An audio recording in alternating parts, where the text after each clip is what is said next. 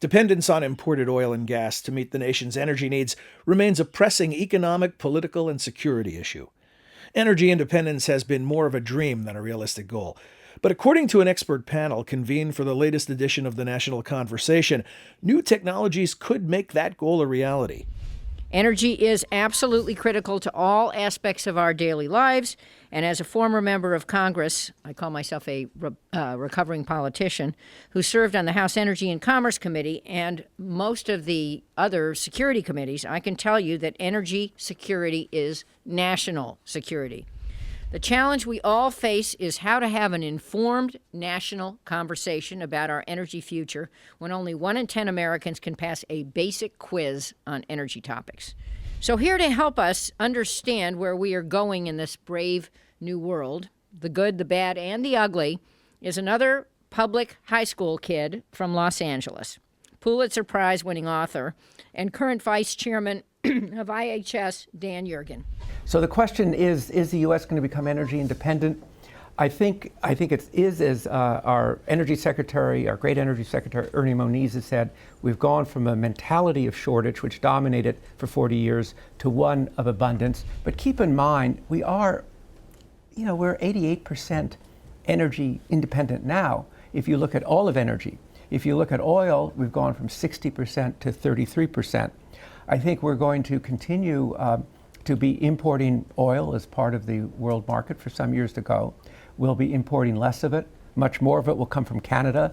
But I think the U.S. is going to be energy a lot less dependent.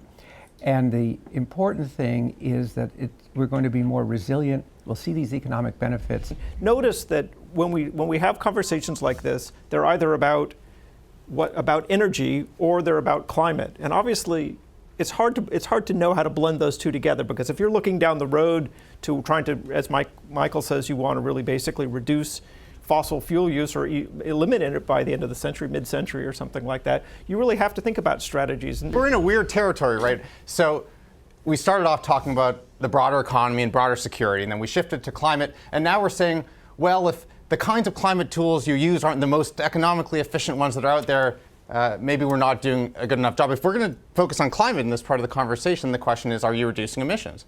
And these are reducing emissions. Do the benefits of these measures exceed the costs? Yes, by a very large margin. We shouldn't lose sight of what Jane Harman set out at the beginning, that obviously climate is part of this discussion about this change, but it's also about what does it do, in terms of the geopolitics of the world. The president absolutely sees climate change as a legacy issue. He wants to take action on climate change. He sees the greenhouse gas regs as sort of the cornerstone of what he wants to do. He got lucky with the natural gas boom. It allows those regs, it's going to allow those regs to work. I think the thinking at the White House is we're going to do that, and then we're going to leave the next step for the next guy.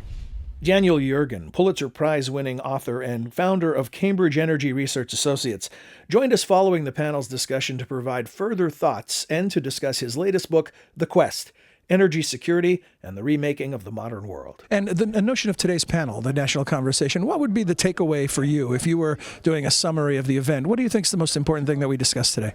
I think that what really came through is that with this unconventional revolution, with these innovations that have really changed our energy position, that it's not only about energy, but it's also about our economy. I think that we had a very good discussion about what this development does and doesn't mean in terms of climate change considerations. And some people may say, because U.S. oil and gas production is going up, this is bad for climate change. We've seen with natural gas, it means that our emissions are actually going down. We're back to the level of 1994 in emissions, although our economy is over 50% larger.